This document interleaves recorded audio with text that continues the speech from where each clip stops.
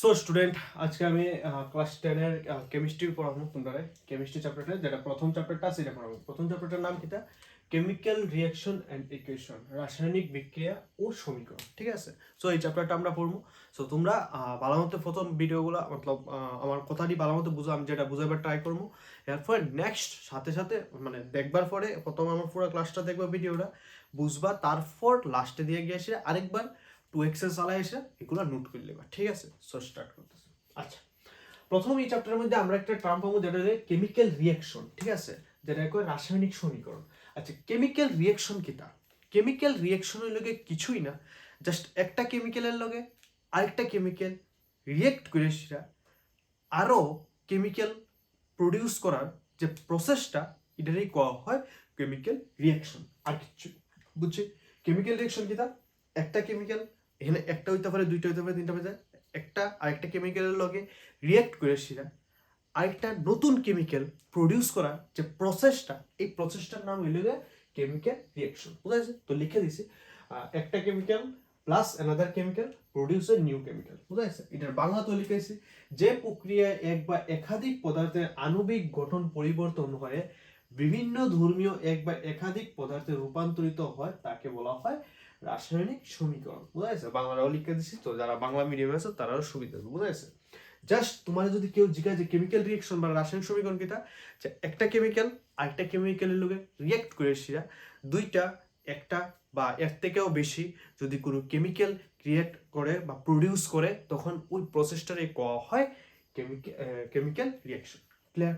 আচ্ছা, নেক্সট আমরা পাবো কেমিক্যাল ইকুয়েশন। প্রথম পাইছি আমরা কেমিক্যাল রিঅ্যাকশন, নেক্সট আমরা কেমিক্যাল ইকুয়েশন। ঠিক আছে? আচ্ছা, কোনো কেমিক্যাল রিঅ্যাকশন রে আমরা যদি সিম্বলের ফর্মে লিখি, ওইটারে কোয়া হয় কেমিক্যাল ইকুয়েশন। আমি কিতা বলছি? কেমিক্যাল ইকুয়েশন কিতা? কোনো কেমিক্যাল রিঅ্যাকশন রে আমরা যদি সিম্বলের ফর্মে লিখি, তখন এটারে কমু আমরা কেমিক্যাল ইকুয়েশন। বুঝা গেছে? যেমন আমরা এক্সাম্পল দিয়েছি H2 প্লাস O2 এরো H2O। বুঝা গেছে? H2 আর O2 রিঅ্যাক্ট করে সেটা আমরা H2O ক্রিয়েট করতেছে। বুঝা গেছে? সো যেমন হাইড্রোজেন অক্সিজেনের লগে রিঅ্যাক্ট করে সেটা আমরা কিটা ক্রিয়েট করতেছে? ওয়াটার বা জল। বুঝা গেছে?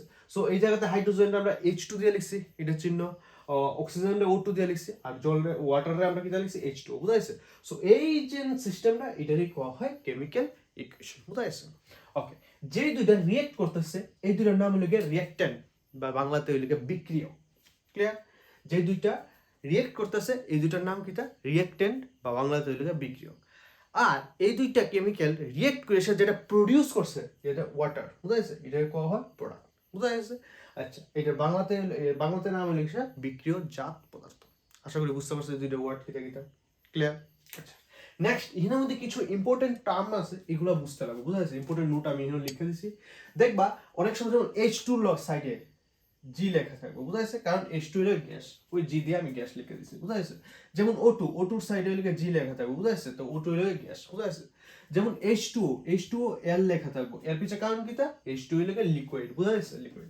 সো কোনটার পিছে কোনটা সাইডে যদি AQ লেখা থাকে, that means soluble in water, মতলব ওই জিনিসটা সলিবল হইব ওয়াটারের মধ্যে। বুঝা গেছে?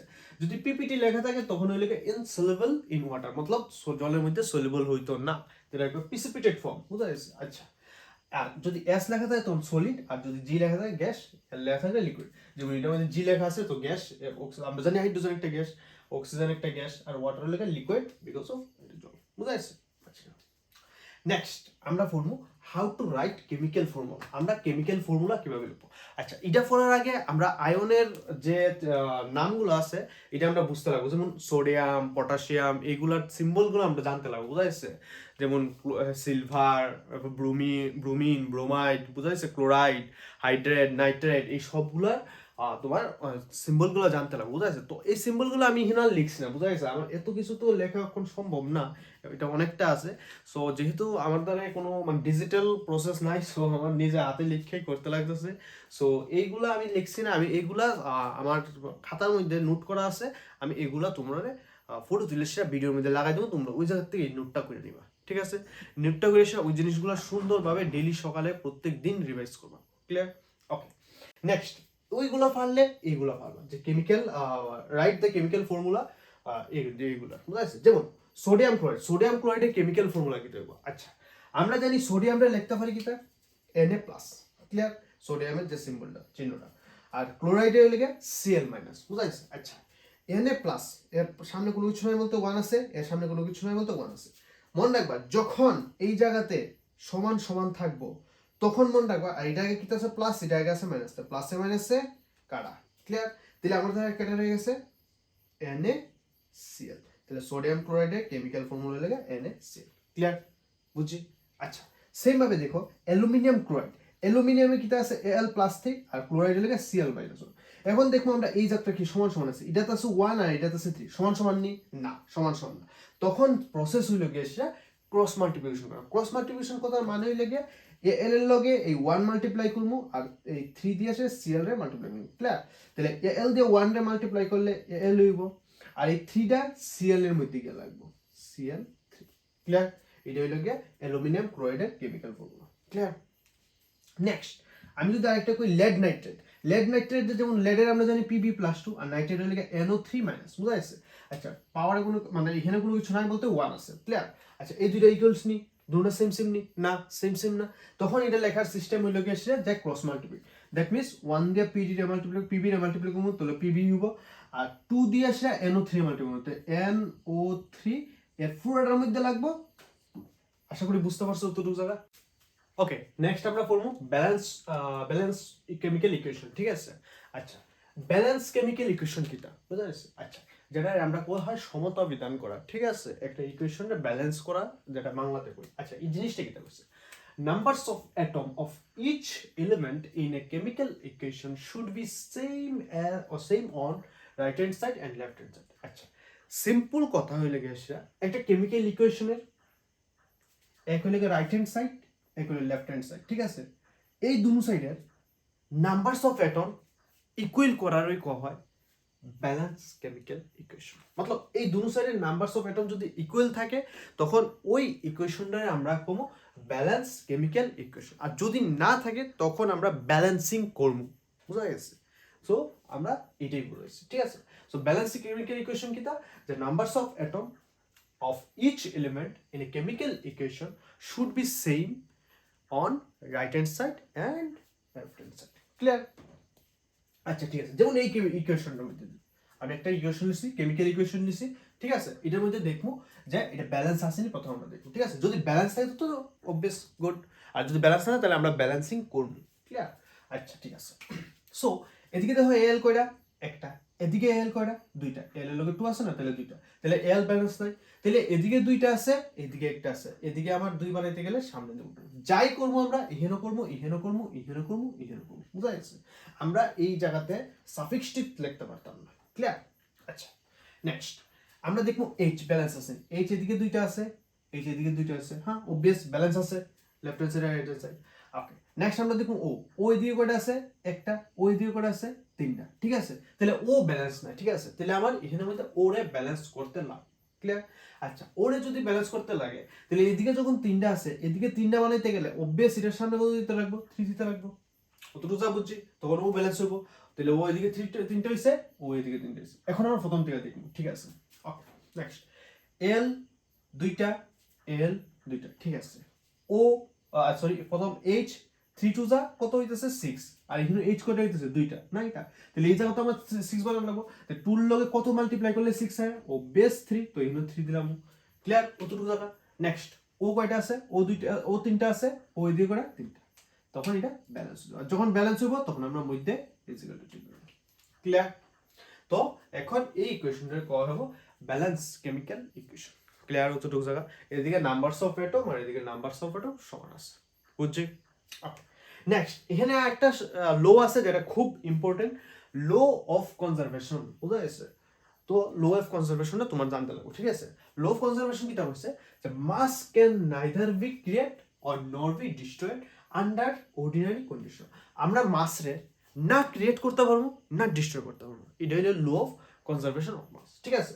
আচ্ছা এই যে ফর্মুলা আছে না এটা অ্যাকচুয়ালি ব্যালেন্সিং এর লাগে, ঠিক আছে ঠিক আছে। তাহলে লো অফ কনজারভেশন অফ মাসটা তোমরা পড়বা, কিন্তু এটা কিন্তু অনেক সময় আয়ে, ঠিক আছে। লো অফ কনজারভেশন অফ মাস কিটা মাস ক্যান নাইদার বি ক্রিয়েট নর destroyed under ordinary condition, clear. Next আমরা কিছু ব্যালেন্সিং করবো, ঠিক আছে? আমি এখানে 4টা ব্যালেন্সিং লইছি, নেক্সট ক্লাসে আরো দিমু আমি ব্যালেন্সিং, ঠিক আছে? তো এই 4টাই প্রথম দেবো, ঠিক আছে? আচ্ছা, তাহলে আমরা প্রথম কিটা করবো? ব্যালেন্স করবো। আচ্ছা, কেমন করতেছি? এদিকে এফি একটা আছে, এদিকে এফি একটা আছে, ঠিক আছে? এফি ব্যালেন্স আছে না এটা? ওকে। এদিকে সিএল দুইটা আছে, এদিকে সিএল তিনটা আছে, তখন কিন্তু সিএল ব্যালেন্স নাই। এদিকে দুইটা, লেফট হ্যান্ড সাইডে দুইটা, রাইট হ্যান্ড সাইডে তিনটা, তখন সিএল ব্যালেন্স নেই না, সিএল ব্যালেন্স না, তখন সিএল ব্যালেন্স করবো। আর মন রাখবা, যখন এদিকে দুইটা এদিকে তিনটা, তখন মোস্ট অফ দ্য কেসে 6 বানাইবা, বুঝা যাচ্ছে? মোস্ট অফ দ্য কেস, প্রায় 90% কেসেই 6 বানাইলে আমার অঙ্ক মানে ব্যালেন্স হয়ে যাবে কেমিক্যাল ইকুয়েশনটা, বুঝা যাচ্ছে? আর কিছু 10% আছে যে জায়গাতে হয় না, তখন আমরা বুঝে সেটা বহন লাগবো। আচ্ছা, তো আমরা যদি এই জায়গাতে ব্যালেন্স করতে চাই, তাহলে এখানেও 2 আছে, এখানে যদি 6 বানাতে চাই অভ্যেস সামনে 3 দিতে লাগবো, আর এখানেও 3 আছে, এখানে যদি 6 বানাতে চাই অভ্যেস সামনে কত দেবো? 2 দিব। ক্লিয়ার? নেক্সট আমরা প্রথম দেখব যে এফি একটা, এফি হন কয়টা হইছে? দুইটা, তাহলে এখানেও 2 দিব। ক্লিয়ার? এফি ব্যালেন্স হইছে, এখানে দুইটা হইছে, এখানে দুইটা হইছে, CL 3 to 6, CL 3 to 6, that means এটা লেগে ব্যালেন্স হয়ে গেছে। ক্লিয়ার? ওকে, 2 নাম্বারটা, এমজি একটা আছে, এমজি একটা আছে, ওকে। সি একটা আছে, সি একটা আছে, ওকে। ও দুইটা আছে, ও একটা আছে, তাহলে এই জায়গাতে ওটা ব্যালেন্স নাই, ঠিক আছে? ওটা ব্যালেন্স করি। অবভিয়াস এখানে যখন দুইটা, এখানে একটা, তাহলে এটা ব্যালেন্স করতে গেলে এখানে আমরা 2 দিতে লাগবো। সিম্পল ট্রিক নাকি তা? এখন আমরা প্রথমটা দেখব, এমজি একটা, এমজি কয়টা হইছে? দুইটা, তাহলে এমজি এখানে 2 দিতে লাগবো, তাহলে এমজি ব্যালেন্স হইতাছে, ওকে। সি একটা, সি একটা, ও দুইটা, ও দুইটা, ওটা ব্যালেন্স হইছে। ক্লিয়ার? নেক্সট আর 3 নাম্বার, এজি একটা, এজি একটা, বিআর একটা, বিআর দুইটা, তাহলে যেহেতু ইহেনো 2 আর ইহেনো 1 আছে, দ্যাট মিন্স বিআরটা আনব্যালেন্স আছে, এটা ব্যালেন্স করতে গেলে সামনে আমার কত দিতে লাগবে? ক্লিয়ার? ওকে, আবার কত দিকে, তাহলে এজি ওহন কয়টা হইছে? দুইটা, ইহেনো এজি কয়টা? আচ্ছা, তাহলে ইহেনো এজি দুইটা হইছে, এজি দুইটা হইব নাকি তা? আর বিআর দুইটা হইছে, বিআর দুইটা, তাহলে এটাও ব্যালেন্স হইছে। ক্লিয়ার? আশা করি বুঝতে পারছো। নেক্সট 4 নাম্বারটা দেখো, জেডএন একটা আছে, জেডএন একটা আছে, ওকে। ও একটা আছে, ও একটা আছে, ওকে, ব্যালেন্স আছে। এইচ একটা আছে, এইচ হিরো দুইটা, দ্যাট মিন্স এটা ব্যালেন্স করা লাগবে। এইচ, তাহলে এদিকে দুইটা, এদিকে একটা, তাহলে এদিকে 2 দিতে লাগবে, তাহলে ব্যালেন্স হয়ে যেতেছে এইচ। ওকে, আবার প্রথম, এখন নেক্সট আমার সিএল কয়টা হইছে? দুইটা, সিএল দুইটা, ঠিক আছে? এখন আবার প্রথম থেকে দেখুন, ঠিক আছে? জেডএন একটা, জেডএন একটা, ওকে। ও একটা, ও একটা, ঠিক আছে। এইচ দুইটা, এইচ দুইটা, সিএল দুইটা, সিএল দুইটা, ঠিক আছে? দ্যাট মিন্স এটা পুরো ব্যালেন্স হয়ে গেছে। আশা করি বুঝতে পারছো। যদি না বুঝতে থাকো, কোনো প্রবলেম থাকলে কমেন্ট বক্সে কমেন্ট করো, আমি কমেন্টে রিপ্লাই দেওয়ার ট্রাই করবো, ঠিক আছে? আর নেক্সট ডেটে আমি আরো তোমার 10-15টার মতো আমি আরো ব্যালেন্সিং দেখাবো তোমরা, ঠিক আছে, ক্লাসের মধ্যে। সো তোমরা ভালো মতো পড়তে থাকো, আর সাথে সাথে এইগুলো নোট করতে থাকো, ঠিক আছে? যা কনসেপ্ট দিতেছি আমি সবগুলো নোট করতে থাকো, ঠিক আছে?